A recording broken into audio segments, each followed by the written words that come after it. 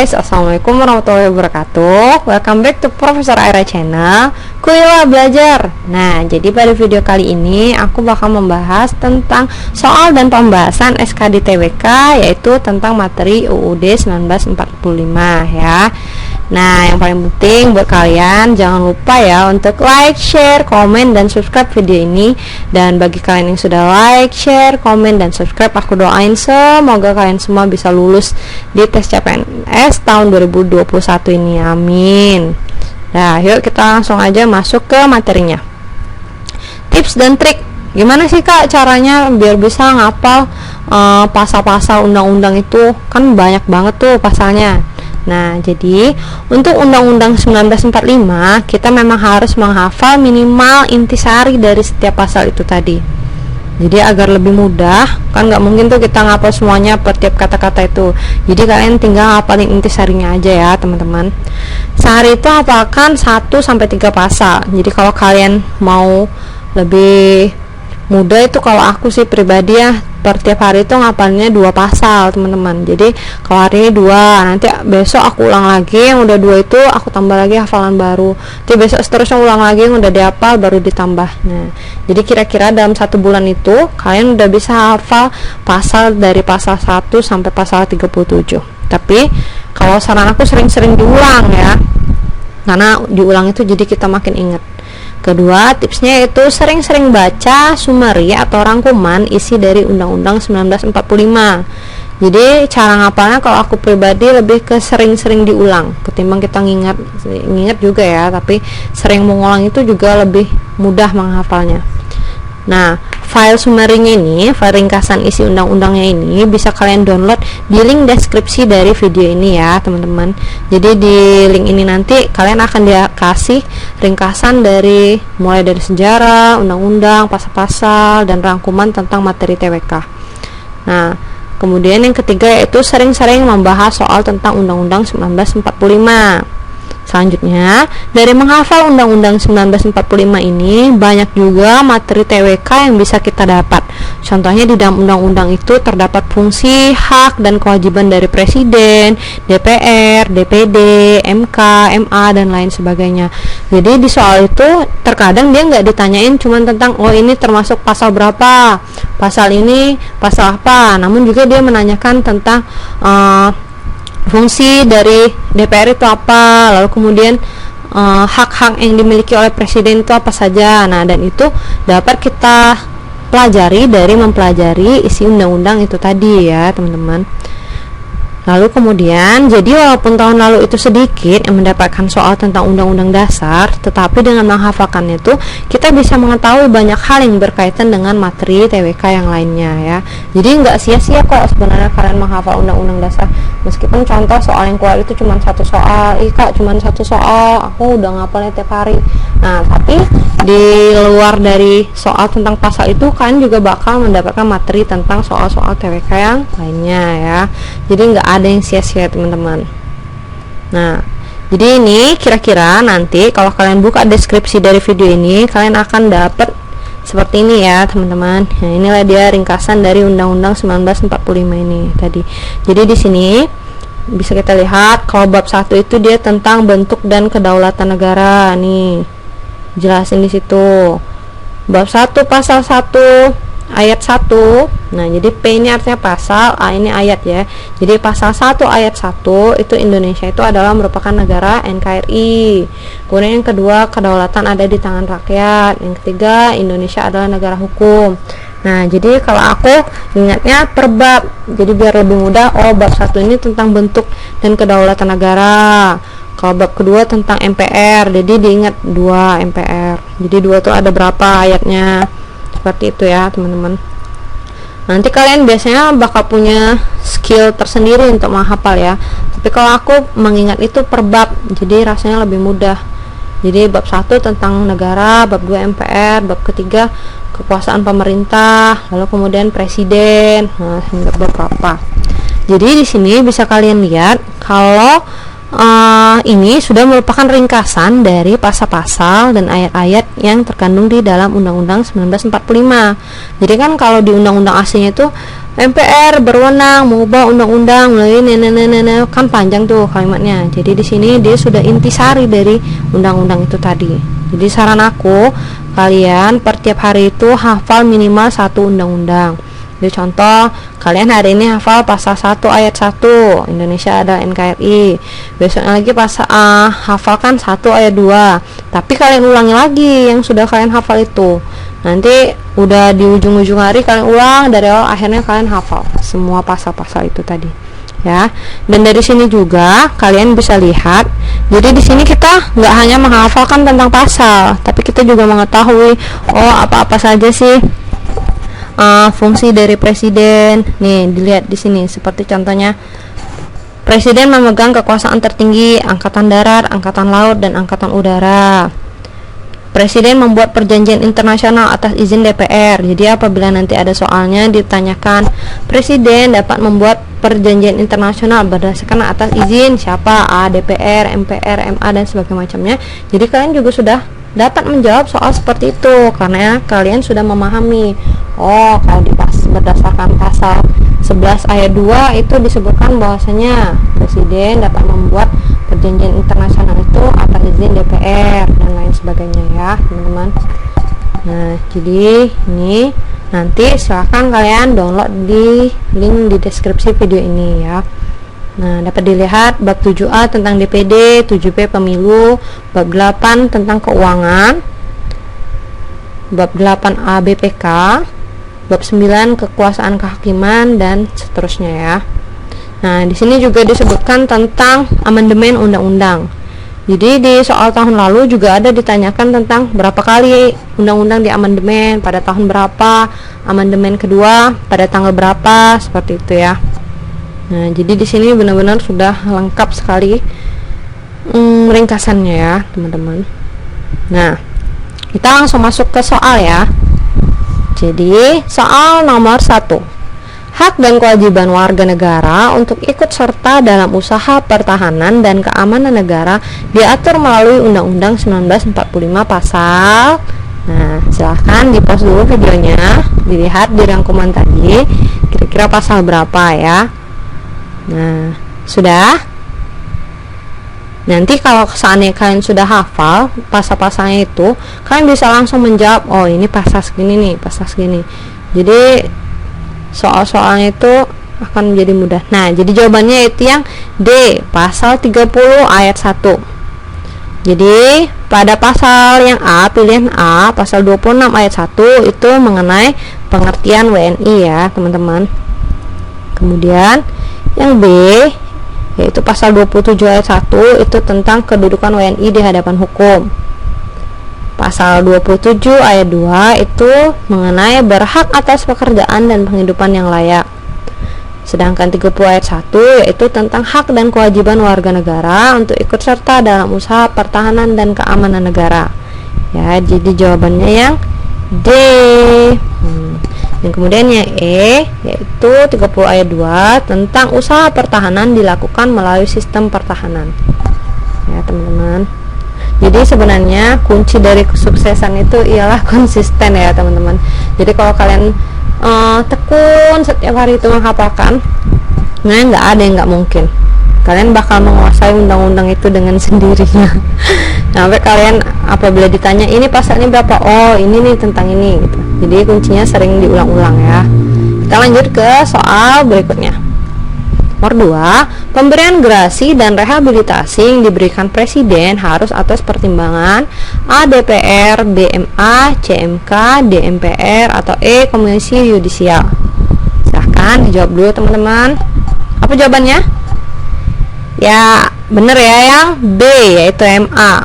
Jadi di pasal 14 ayat 1 itu berbunyi memberikan gerasi dan rehabilitasi, presiden memberikan gerasi dan rehabilitasi atas persetujuan MA, ya, atas pertimbangan MA. Dan untuk kalian ingat, untuk pemberian amnesti dan abolisi harus atas pertimbangan DPR, ya teman-teman. Nah, jadi jawabannya yang B. Nah, jadi ini tadi yang dimaksud dengan meskipun soalnya nggak hanya tentang pasal berapa, bunyi pasal berapa apa, jadi kalian juga dapat mendapatkan materi di luar dari tentang pasal-pasal itu tadi.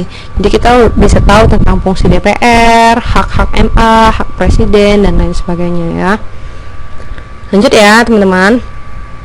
Nomor 3, pada saat berlakunya UUD 1945 pertama kali, yang berkedudukan sebagai pembantu presiden adalah A. Senat, B. Menteri, C. Komite Nasional, D. Perdana Menteri, atau E. DPR. Ya, jawabannya yaitu yang C. Komite Nasional. Komite Nasional ditugaskan untuk membantu presiden karena saat itu DPR dan MPR belum terbentuk ya. Jadi di waktu awal-awal kemerdekaan yang membantu presiden yaitu ialah Komite Nasional Indonesia Pusat ya, KNIP. Nah, kita lanjut ya teman-teman. Soal nomor 4, aturan dalam pengusulan perubahan undang-undang diagendakan dalam sidang MPR. Setiap usulan harus tertulis dan harus dihadiri anggota MPR sedikitnya sebanyak A. 50% tambah 1 dari anggota MPR, B. Seluruh anggota MPR, C. 1/2 dari keseluruhan anggota MPR, D. 2/3 tambah 1 dari keseluruhan anggota MPR, E. 2/3 dari keseluruhan anggota MPR. Nah, di pause dulu videonya. Kira-kira apa jawaban yang benar teman-teman? Jadi di sini ya, kata-kata kuncinya ialah harus dihadiri ya, bukan disetujui ya. Jadi di sini kata kuncinya itu harus dihadiri anggota MPR sedikitnya sebanyak. Jadi yang harus hadir di dalam sidang itu berapa anggotanya? Nah, jawabannya yaitu ialah jeng jeng jeng. Yang E itu ada di bab 16 pasal 37 ayat 3 yang berbunyi perubahan harus dihadiri minimal 2/3 anggota MPR, dan pada ayat 4-nya dan putusan harus diambil minimal 50% tambah 1 anggota MPR. Jadi di dalam rapat itu harus hadir 2/3 minimal ya, 2/3 anggota MPR-nya, sedangkan kalau keputusannya itu diputuskan diambil ketika minimal 50% tambah 1 anggota MPR yang setuju ya teman. Jadi jawabannya yang E. Cukup jelas ya. Kita lanjut soal nomor 5. Keputusan MPR mengenai pemberhentian presiden atau wakil presiden harus disetujui sekurang-kurangnya A. 3/4 dari jumlah anggota yang hadir, B. 50% tambah 1 dari jumlah anggota yang hadir, C. 2/3 dari jumlah anggota yang hadir, D. 50% dari jumlah anggota yang hadir, atau E. 25% dari jumlah kehadiran. Kira-kira yang mana nih teman-teman? Kalau dia, jadi kata kuncinya di sini ya, dia tentang pemberhentian presiden atau wakil presiden, dan kata-katanya ini harus disetujui. Jadi bukan harus dihadiri ya, tapi harus disetujui minimal berapa. Yo, jawab yuk teman-teman. Sudah? Jadi jawabannya yaitu yang C. 2/3 dari jumlah anggota yang hadir. Jadi sesuai dengan pasal 7B dijelaskan bahwa keputusan MPR atas usul pemberhentian presiden atau wakil presiden harus diambil dalam rapat paripurna MPR yang dihadiri oleh sekurang-kurangnya 3/4 dari jumlah anggota dan disetujui oleh sekurang-kurangnya 2/3 dari jumlah anggota yang hadir. Setelah presiden dan atau wakil presiden diberikan kesempatan menyampaikan penjelasan dalam rapat paripurna MPR ya. Jadi kalau yang di sebelumnya itu kalau hanya tentang keputusan, dia kan disetujui sekurang-kurangnya 50% tambah 1 kan. Nah, tapi kalau di sini dia kalau tentang pemberhentian presiden atau wakilnya itu disetujuinya harus minimal 2/3 dari jumlah anggota yang hadir ya, teman-teman. Berarti jawabannya yang C. Cinta. Kita lanjut ya. Nomor 6. Undang-Undang 1945 mempunyai beberapa fungsi untuk negara. Sebagai hukum tertinggi, Undang-Undang 1945 berfungsi sebagai A. Mengikat seluruh warga negara, B. Sebagai acuan dan alat untuk mengontrol seluruh norma dan peraturan yang berlaku, C. Memuat tugas lembaga negara dan pelaksanaannya, D. Untuk menentukan lembaga negara, atau E. Menentukan kehidupan negara ke depannya. Ayo teman-teman, dijawab dulu ya. Kira-kira apa ya jawaban yang benar? Sudah tahu? Ya, kita jawab ya. Jawabannya yaitu ialah yang B, sebagai acuan dan alat untuk mengontrol seluruh norma dan peraturan yang berlaku. Jadi salah satu fungsi undang-undang adalah sebagai sumber hukum tertinggi di Indonesia, sehingga peraturan yang ada di bawahnya harus dibuat berdasarkan Undang-Undang 1945. Hal ini karena Undang-Undang 1945 menjadi dasar dan alat untuk mengontrol seluruh norma dan peraturan yang berlaku ya. Jadi nggak ada yang boleh peraturan di bawah undang-undang itu yang melenceng dari undang-undang itu sendiri. Jadi semuanya itu harus sesuai dan harus selaras dengan Undang-Undang 1945 ya. Jadi jawabannya yang B. Kita lanjut ya teman-teman ya. Nomor 7, sebagai upaya menjamin kehidupan demokrasi dalam kehidupan berbangsa dan bernegara adalah memperhatikan dan menghargai hak setiap warga negara. Hak warga negara yang terdapat dalam pasal 31 ayat 1 Undang-Undang 1945 adalah hak A. pendidikan, B. beragama, C. menjadi peserta pemilu, D. kesejahteraan sosial, atau E. mengemukakan pendapat. Yuk di pause dulu videonya, silahkan dijawab. Kira-kira apa ya jawabannya ya? Sudah? Kita jawab ya. Jadi jawabannya yang itu yang A. Jadi pada pasal 31 ayat 1, setiap warga negara berhak atas pendidikan, dan ayat 2 yaitu setiap warga negara wajib ikut pendidikan dasar dan pemerintah harus membiayainya ya. Jadi jawabannya yang A ya teman-teman. Jadi semua warga negara ini nggak boleh lagi ada yang nggak sekolah, yang putus sekolah. Jadi memang pemerintah itu wajib membiayai pendidikan dalam itu, makanya wajib belajar 9 tahun ya teman-teman. Dah, kita lanjut. Nomor 8, hingga akhir tahun 2002 berapa kali sudah Undang-Undang 1945 diamandemen? Ya udah berapa kali ya yo? Tadi di ringkasan itu sudah disebutkan tahun berapa amandemen Undang-Undang 1945 itu. Sudah teman-teman jawab? Nah, jadi jawabannya itu jeng. Nih, jawabannya itu yang D, 4 kali. Jadi Undang-Undang 1945 itu diamandemen sebanyak 4 kali. Kalau ini sebenarnya mudah ya, ingat aja dimulai dari tahun 99. Lalu kemudian selanjutnya mengikuti tahun setelahnya. Jadi 1999, 2000, 2001, 2002. Ya. Jadi kalau aku sih pribadi cara ngapalnya itu ingat dari 1999 kan tahunnya. Lalu kemudian tanggalnya itu karena 1999 jadi dia tanggal 19. Nah, jadi kemudian kalau aku sih bulannya ingat itu OANA. OANA berarti Oktober, Agustus, November, Agustus. Tahunnya menyesuaikan 1999, 2000, 2001, 2002. Nah, lalu kemudian kalau untuk tanggal, karena ini sudah tanggal 19, di sini kita kurangi 1 aja, berarti tinggal tanggal 18. Kemudian di sini dia berulang lagi jadi tanggal 9. Karena ini 19 jadi 9. Lalu kemudian karena ini 9 biar dia digabung sama 19 jadi ini tanggal 10. Sebenarnya agak abstrak tipsnya ya, tapi aku cara ngingatnya seperti itu ya teman-teman. Oh, 19 Oktober 1999. Lalu kemudian yang kedua kurangnya aja 1 angka berarti 18. Tadi OANA berarti habis Oktober, Agustus berarti 18 Agustus 2000. Lalu kemudian kalau 19, 18, lalu kemudian 9 lagi berarti November karena OANA baru 2001. Baru habis itu setelah 9 biar dia bisa jadi 19, 9 mesti ditambah 10 atau 9 nya ditambah 1 karena di yang atas dikurang 1, yang di bawah ini ditambah 1, jadi 9 ditambah 1 10 gitu ya teman-teman. Itu sebenarnya pintar-pintar kalian aja sih biar kalian mudah ingatnya. Jadi jawabannya yang D ya teman-teman. Nah, kita lanjut ya. Soal nomor 9.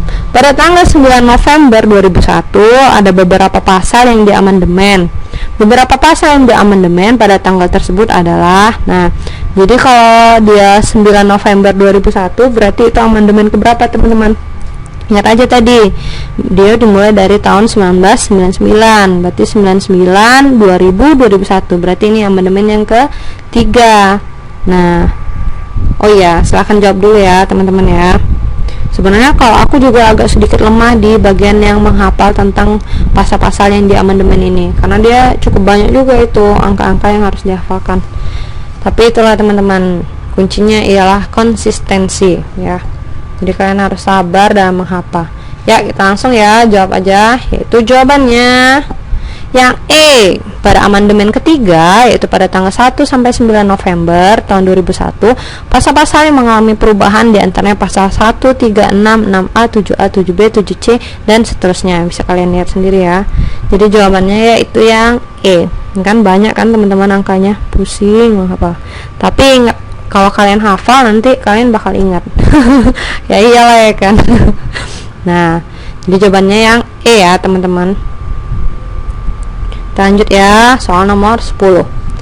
Penyediaan fasilitas layanan kesehatan dan fasilitas pelayanan umum yang layak menjadi tanggung jawab negara. Hal ini sesuai dengan pasal 33 ayat 4, 31 ayat 3, yang C 34 ayat 3, D 34 ayat 2, atau E 33 ayat 3. Jadi jawabannya yaitu yang C, yaitu 34 ayat 3. Di sini dapat kita lihat pada ayat 34 ayat 1 itu tentang fakir miskin dipelihara negara. 34 ayat 2 yaitu sistem jaminan sosial. 34 ayat 3 yaitu negara wajib sediakan fasilitas pelayanan kesehatan dan umum yang layak. Dan 34 ayat 4 ketentuan berikutnya diatur dalam undang-undang. Jadi untuk soal ini jawabannya yaitu yang C ya teman-teman. Nah, bagaimana? Kira-kira bisa menjawab soal-soal ini? Nah, yakin bisa ya, karena nggak ada kesuksesan tanpa pengorbanan ya teman-teman. Nah, saya rasa cukup sekian video kali ini. Buat teman-teman yang sudah menonton, terima kasih, dan saya doakan semoga kalian semua dimudahkan dan dilancarkan semua urusannya dan bisa lulus di tes CPNS tahun 2021 ini, amin. Oh ya, buat teman-teman sekali lagi mengingatkan, jangan lupa ya untuk like, share, komen, dan subscribe video ini ya. Terima kasih, see you next time.